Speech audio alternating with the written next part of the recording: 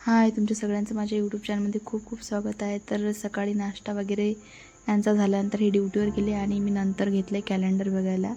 सुट्ट्या केव्हा केव्हा आहेत आणि श्रावण कधी लागणार आहेत, कोणकोणते सण येणार आहेत, तर हे सर्व मला बघायचं होतं.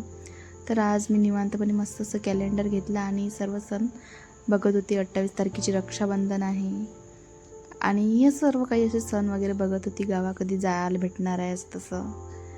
तर सर्व असं माझं चाललं होतं आणि सगळंच काम माझे बाकीचे आवरायचे राहिले होते. नाश्ता झाल्यानंतर भांडे बरेच कामं राहिले होते.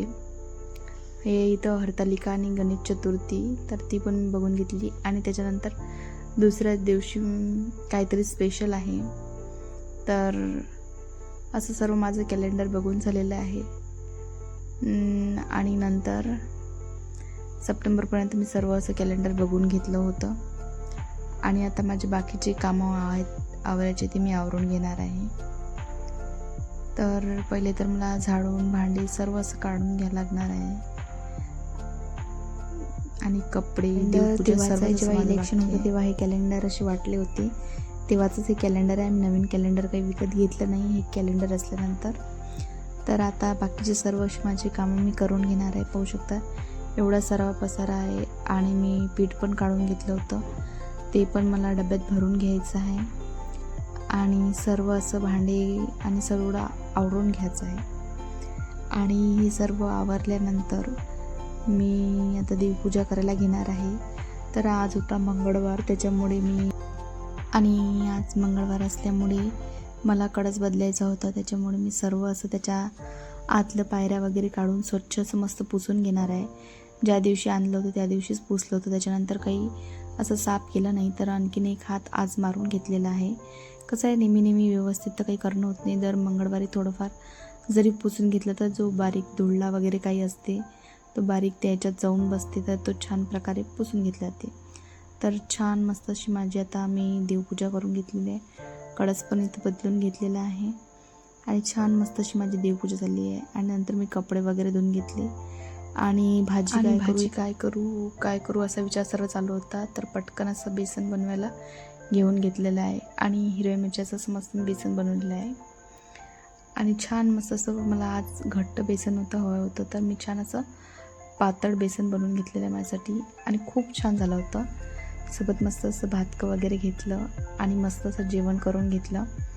आणि आज संध्याकाळी आमच्याकडे बाजार पण असतो, तर बाजारात गेली आणि छान मस्त असं सर्व बाजार आणला मी. आता बाजार तर मी आणला होता म्हणून थोडीफार माझे मिस्टर मला मदत करू लागत आहेत की चला बा आज एकटीने जाऊन बाजार आणला तर मी एवढं काम तर करू शकतो. छान मला त्यांनी मिरच्या काढू लागल्या आणि त्याच्यानंतर मी मस्त असा पालक बारीक करून घेतलेला आहे. आणि आता भाजी आज खिचडीच करणार होती तशी तर, पण म्हटलं जाऊ द्या, पालक आहे तर पालकाचे पराठे करून घेणार आहे.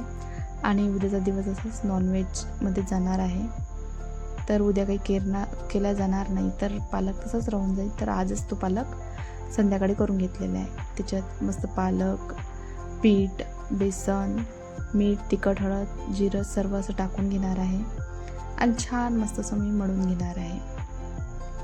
आणि छान मस्त असं मळल्यानंतर त्याचे पराठे करून घेणार आहे. आणि काल मी हिरव्याचा ठेचा केला होता, त्याच्यासोबत पराठे खूप छान लागतात. तर म्हटलं चला जाऊ द्या, आज असंच मस्त पटकन याच पोळ्या बनवून घेऊया, कारण तसंही पालक 2 दिवसानंतर आणखीन असा हे होऊन जात होता. तर ताजी आणलेली भाजी पटकन केली तर खूप छान राहते. तर आज म्हटलं चला आपण पालक पराठेच करून घेऊया. तर छान मस्त असं मी आता सर्व असं उंडा भिजून घेणार आहे आणि भिजून घेतल्यानंतर छान मस्त असे मी पराठे करून घेणार आहे. पराठे खूप छान झाले होते आणि पराठे झाल्यानंतर पाहू शकता असे मस्त पराठे झालेले आहे, चवीला खूप छान झाले होते. तर असा होता माझा आजचा ब्लॉग. तुम्हाला कसा वाटला कमेंट करून नक्की सांगा. आवडला असेल तर लाईक, शेअर, सबस्क्राईब करायला विसरू नका. पुन्हा भेटूया एका छानसा ब्लॉगमध्ये. तोपर्यंत बाय. श्री स्वामी समर्थ.